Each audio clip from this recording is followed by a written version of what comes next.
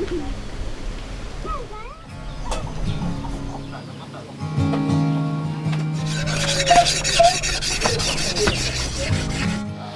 Pak Ngoh Muhammad Yusuf bin Latif.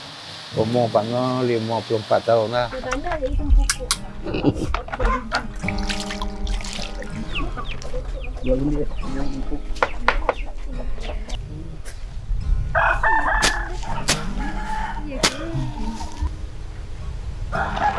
Ngoh kerja buruh lah. Kadang-kadang kalau kena mengacung lah.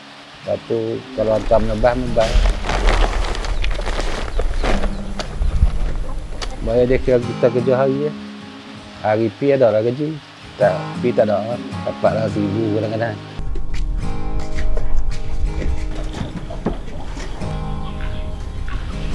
Asal rumah tu kecil ni je ni, yang kecil ni. Lepas tu tambah macam ni lah, minta bantuan apa bagi atap apa. Bagi luas sikit lah. Lepas tu yang bawah tu Pak Ngoh petik kayu hutan pun ada. Cari atap-atap yang boleh pakai.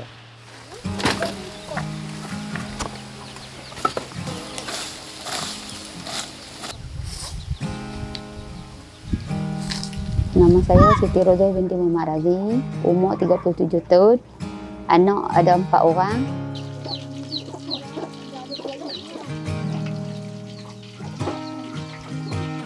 Sebenarnya kalau kita tak mengandung ni, kita duduk cakung lah kan. Tapi main ada mengandung ni, tak boleh nak cakung lama-lama lah. Dia orang tu dia sakit hari-hari tu lah. Dia kata tengah tempuh lah, walau susah macam mana pun.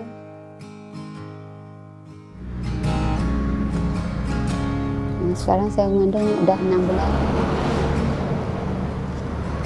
Saya tangkap talismia. Lepas tu pun doktor cakap lah, kata talismia. Darah lah, tak apa, dia tak apa merah lah. HB rendah. Dia tengok daripada segi kita, pemakanan. Lepas tu tengok daripada segi berat badan.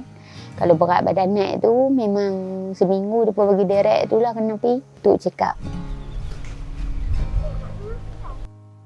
Ni kau untuk tambah pendapatan yang untuk anak-anak kau macam nak beli ke sekolah mereka kan. Kau tambah susah dengan suami kau. Selalunya yang kau dengar-dengar tu dalam sekilo RM2 macam tu lah. Barang kelang ni sebab dia tak mahal. Kau bisa buat pingekut sekilo RM1. Kau bisa buat. Saya sampai cerah kau tak tidur. Panggil dia. Tak main ada kenyang lah.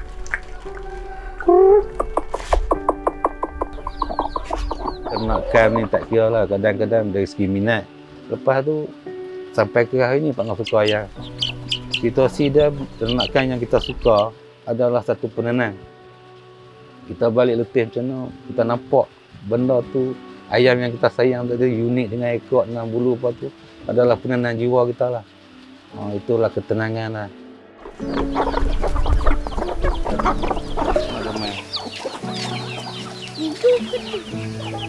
Pak Ngoh belayang tu memang hobi Pak Ngoh lah. Tapi dia boleh menambahkan pendapatan tu betul dari segi pemakanan. Contoh kita rasa nak makan ayam, tak payahlah kita beli. Jadi kita sembelih, boleh makan satu keluarga. Kalau kita tak ada duit tu, benda tu ada kita ambil, boleh buat makanan kan, buat lauk kita kata. Taklah ini sangat, walaupun pendapatan tak menentu, ada backup, kita ada harapan yang menunggu kita tu.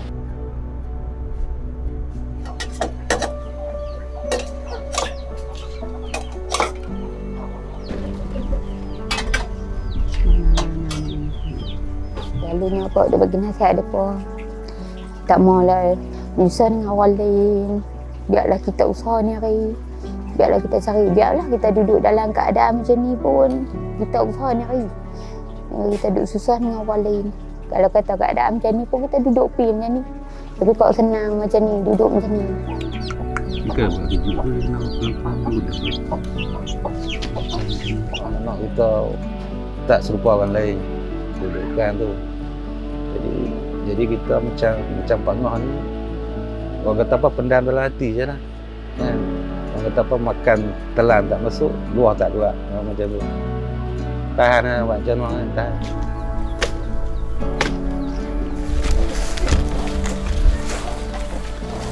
Kira-kira mereka tak mengeluh sangat lah. Tapi kita sebagai orang tua ni kita faham sangat lah kan. Tapi keluhan tu tak ada lah. Sebab mereka pun kita dari kecil kita susah-susah kan, tak ada hal lah. Macam malam kencing bawah tu, terus turun bawah lah. Bawa lampu lah. Bawa lampu. Tapi dah dia orang biasa dah, jadi tak rasa takut, tak apalah, dah tahu dah.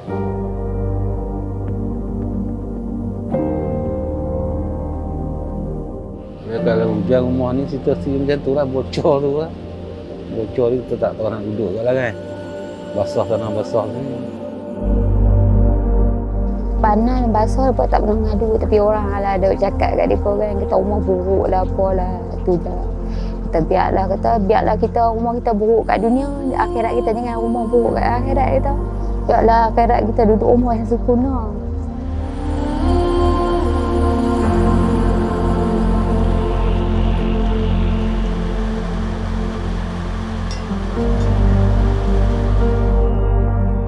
Ruang dapur pun tak selesa lah kan, boleh masak lah. Padahal tu kalau dari segi tempat makan pun orang kata apa, makan tu tidak kan tu, lebih kurang lah macam tu lah.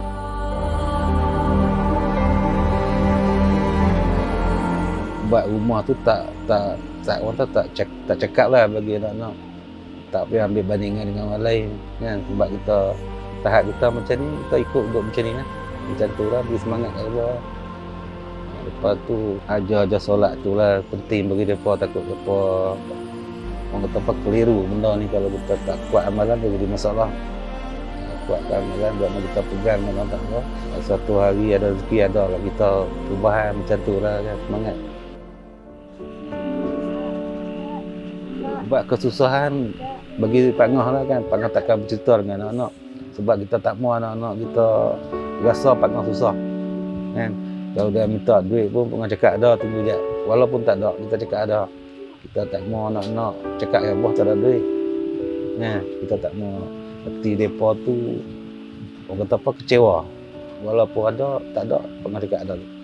Sampai Pak Ngah cakap, member hutang dengan member pun tak ada hal lah. Tapi mau apa yang nak, mau benda yang penting-penting lah maksud Pak Ngah. Buku-buku ke apa ke. Ya, biar Pak Ngah susah tak apa. Asalkan mereka boleh pergi. Kan kau ni satu je dalam hidup kau. Kau nak tengok anak-anak kau berjaya dalam hidup. Lepas tu daripada segi pelajaran, lepas tu daripada segi apa kehidupan maya tu, kau doa lah pada Allah ni, minta anak-anak kau jangan lupa solat tu. Solat, lepas tu ngaji apa yang kenaan dengan Islam ni.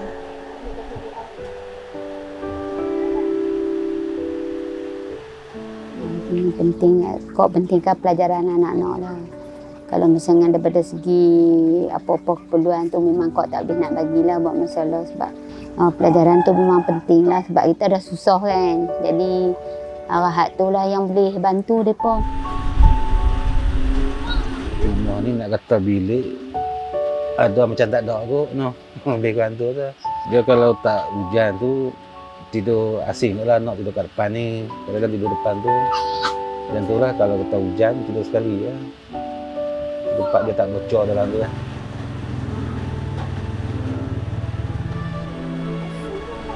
Anak dah besar, tidur memang tak selesa macam tu lah. Tapi nak buat macam mana, dia faham, tak apa lah. Dia kebahagiaan sebenarnya bukan dapat dia tahu benda. Kadang-kadang manusia dia bahagia kerana tahu benda. Dia tak sama. Orang kaya tadi masuk cakap tadi, orang kaya ni mungkin kita tengok dia mewah di zahir mata memandang, tapi hati belum tahu. Sebab tekanan resiko mereka lebih tinggi. Bagi Pak Ngah, walaupun Pak Ngah susah, dia orang tak boleh tidur lena, tapi Pak Ngah boleh tidur lena.